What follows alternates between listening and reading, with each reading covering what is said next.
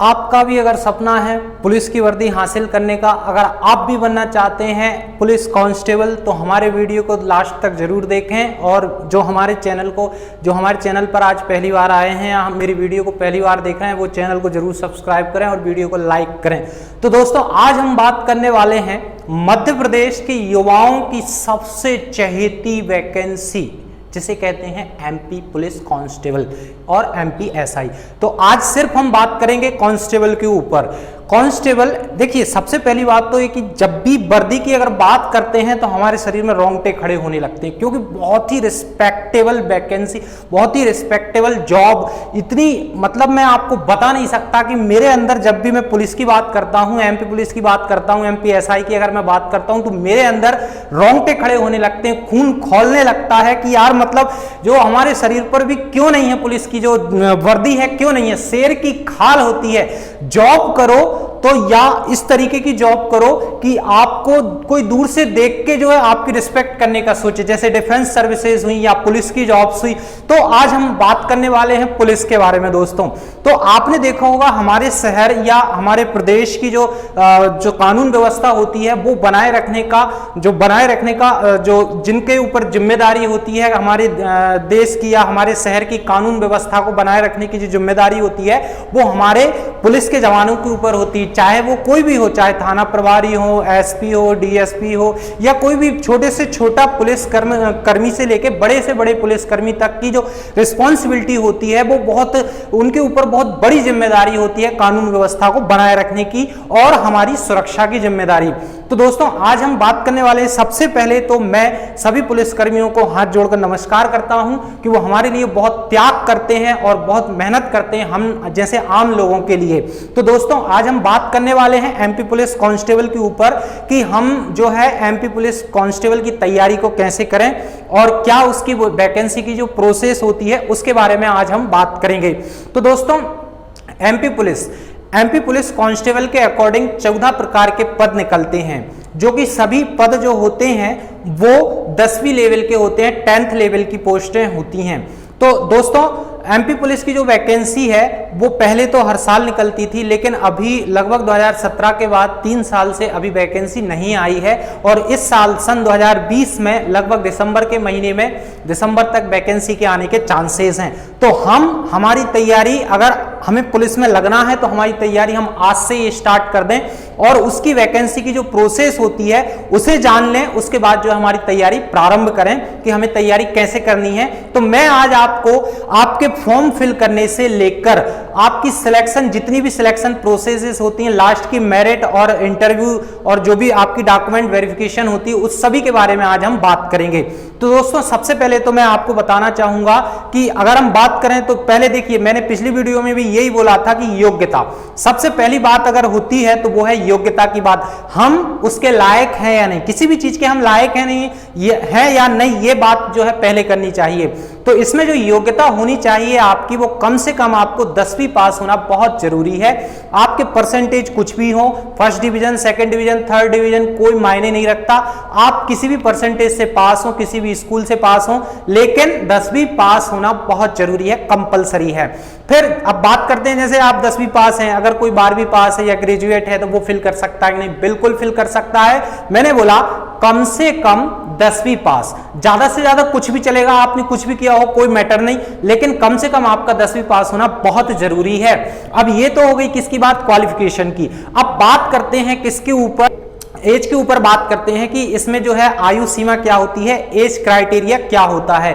तो दोस्तों, पहले जब पुलिस की वैकेंसी निकलती थी तो उसमें थोड़ा सा मैटर अलग था, लेकिन अभी सुना है और मैंने नेट पे भी देखा है कि अब थोड़ा सा सिस्टम जो है गवर्नमेंट ने चेंज कर दिया। चेंज कैसा किया कि पहले जब वैकेंसी निकलती थी तो उसमें 21 वर्ष से 28 तक जो जनरल के लिए रहता था एज क्राइटेरिया, और अलग अलग 3 साल की छूट ओबीसी के लिए रहती थी, एसटी एससी के लिए 5 साल की छूट रहती थी।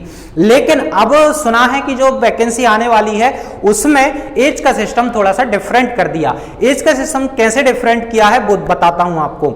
जनरल वाला हो, ओबीसी वाला हो, एसटी एससी वाला हो, सभी के लिए 21 वर्ष से 28 वर्ष एज, और आपको 5 साल की छूट सभी कैटेगरी के लोगों को मिलेगी, चाहे जनरल हो, ओबीसी हो, एसटी एससी हो। ठीक, ये किसके लिए है? जो मध्य प्रदेश के रहने वाले हैं उनके लिए। और अगर कोई बाहर का बंदा, हमारे स्टेट से बाहर का बंदा अगर एमपी पुलिस का फॉर्म फिल करता है तो उसके लिए एज क्राइटेरिया क्या होगा?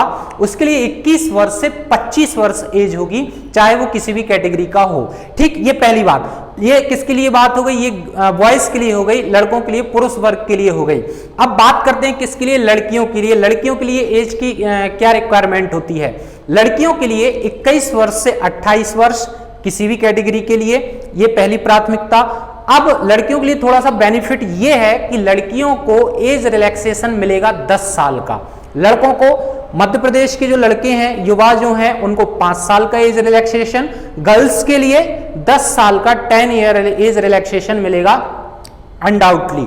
तो आप चाहे लड़की हो या लड़का हो, दोनों के लिए एमपी पुलिस की जो वैकेंसी होती है वो बहुत ही महत्वपूर्ण वैकेंसी, क्योंकि हमारे यहाँ के जो मध्य प्रदेश के जो खासकर जो युवा हैं, मेरे प्रदेश के जो युवा हैं, उनका एक सपना होता है कि भैया मुझे एमपी पुलिस कांस्टेबल बनना, मुझे तो एसआई बनना है।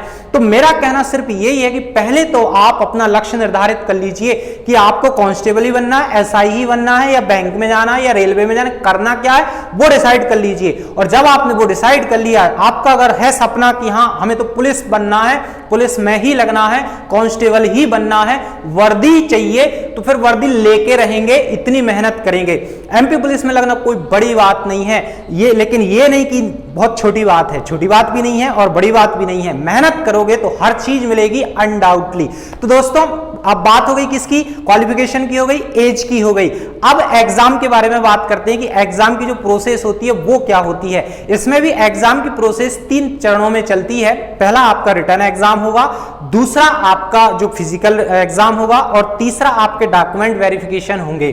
तो दोस्तों तीन प्रोसेस में ये जो वैकेंसी की जो प्रोसेस है वो चलेगी आपकी। तो रिटर्न एग्जाम के बारे में मैं बताऊंगा आपको कि क्या होता है रिटर्न एग्जाम, लिखित परीक्षा में क्या क्या आपसे पूछा जाएगा और कितने नंबर का क्या आएगा।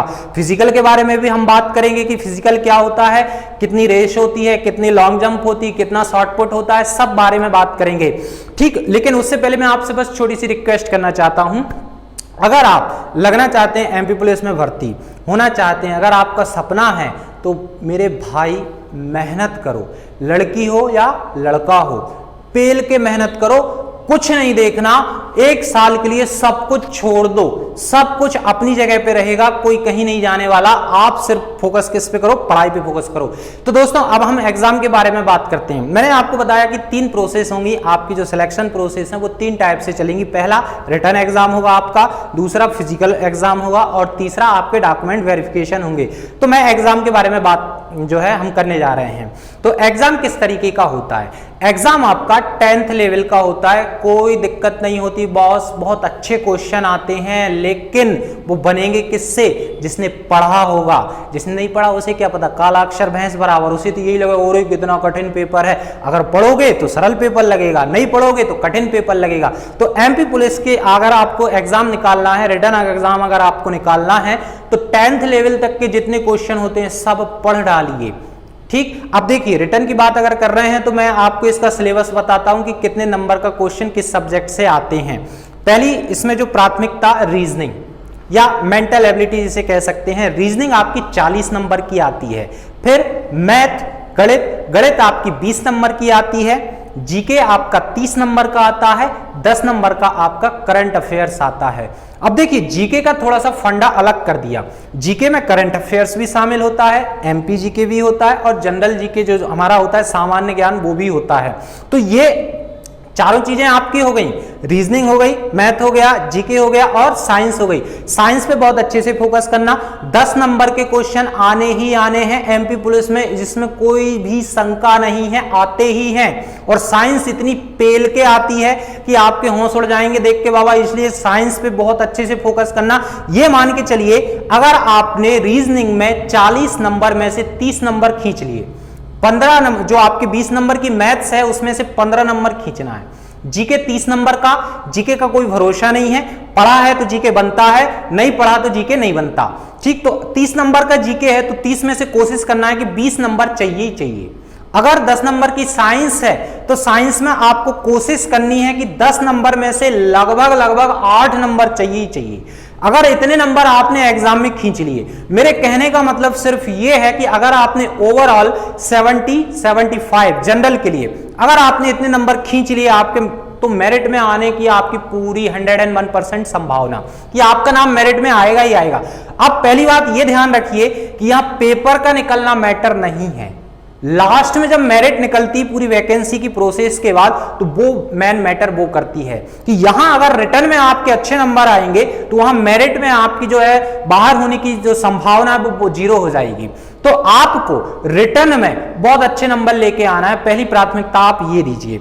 अब दूसरी अगर हम बात करते हैं, अब फिजिकल की बात करते हैं, फिजिकल पे बहुत अच्छे से फोकस करना है, क्योंकि कई लोग क्या करते हैं सिर्फ रिटर्न पे ध्यान देते हैं, फिजिकल पे नहीं देते। उनका सोचना ये रहता है रिटर्न निकल गया तो फिजिकल तैयारी करेंगे। बॉस ऐसा बिल्कुल नहीं है, रिटर्न के साथ साथ आपको फिजिकल बहुत जरूरी है। देखिए अब पुलिस में भर्ती होना है तो पुलिस को हम क्या कहते हैं, जवान, पुलिस के लोगों को जवान ही कहते हैं ना भाई। फोर्स का कोई भी बंदा हो वो भले बूढ़ा हो जाए लेकिन वो कहलाता जवान है। इसलिए ये जो भर्ती है, पुलिस की जो नौकरी है, या पुलिस हो या आर्मी हो, मुझे बहुत अच्छी लगती है।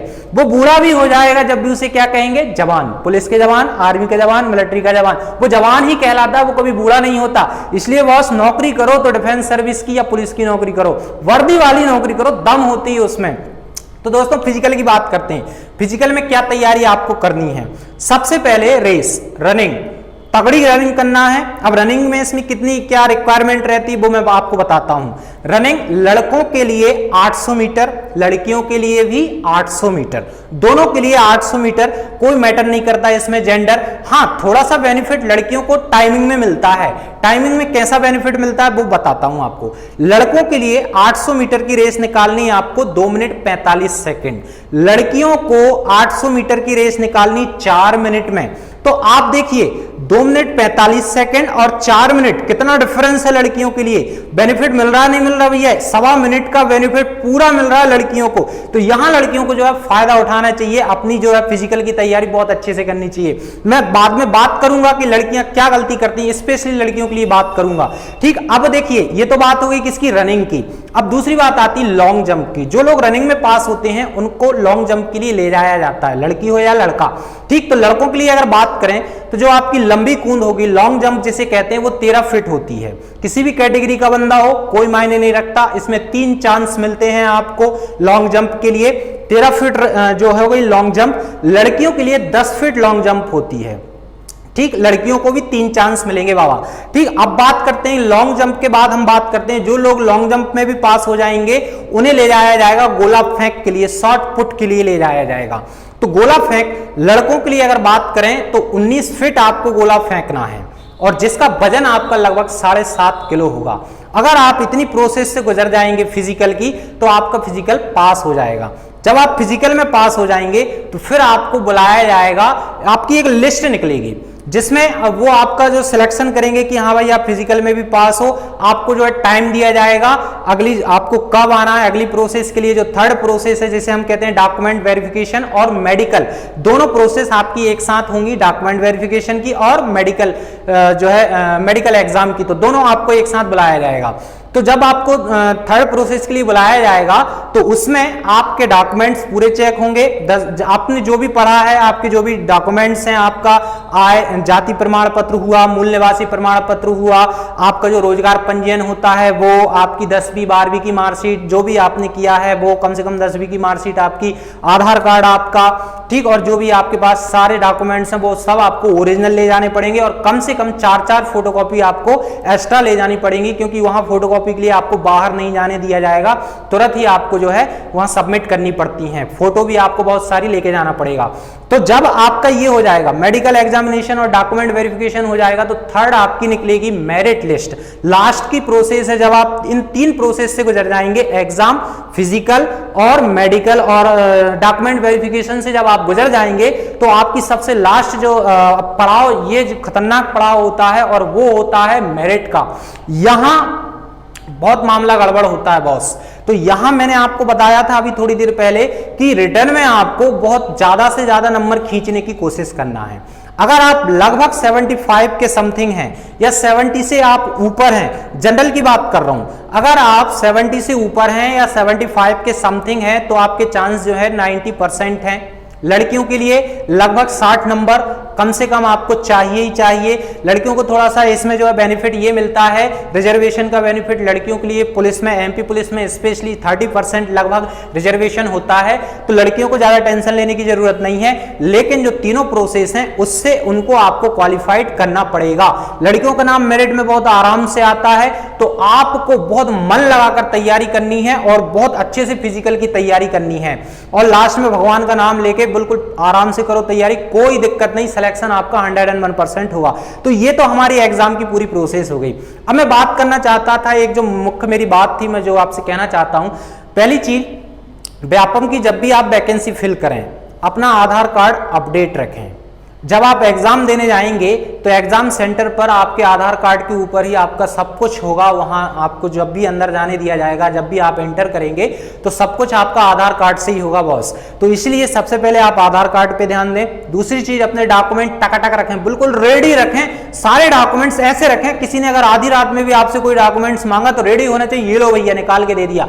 फोटो कॉपी अभी करा के रख लीजिए, 10-10 फोटो अभी खिंचा लीजिए, 50 फोटो खिंचा लीजिए, कोई दिक्कत नहीं है, अभी खिंचा सकते हैं ना, अभी टाइम है। बाद में जब भर्ती देने जाते हैं तो यहां भाग रहे, अरे मेरे पास ये डॉक्यूमेंट्स नहीं, वो डॉक्यूमेंट्स नहीं, तो वहां बहुत दिक्कत जाती है। तो दोस्तों बहुत अच्छे से मन लगा के तैयारी कीजिए, मेरी शुभकामनाएं आपके साथ हैं। मेरे वीडियो को लाइक करें, शेयर करें, चैनल को सब्सक्राइब करें और भर्तियों की जानकारी के लिए जुड़े रहिए स्टडी प्राइम से। और मैं इस चैनल पर जल्द से जल्द आपको मैथ्स, रीजनिंग, जीके के स्टडी मटेरियल जो है आपको उपलब्ध कराने जा रहा हूं, तो मेरे चैनल को आप जरूर सब्सक्राइब करें। मिलते हैं अगली वीडियो में, जब तक के लिए नमस्कार, बाय बाय, जय हिंद, जय भारत।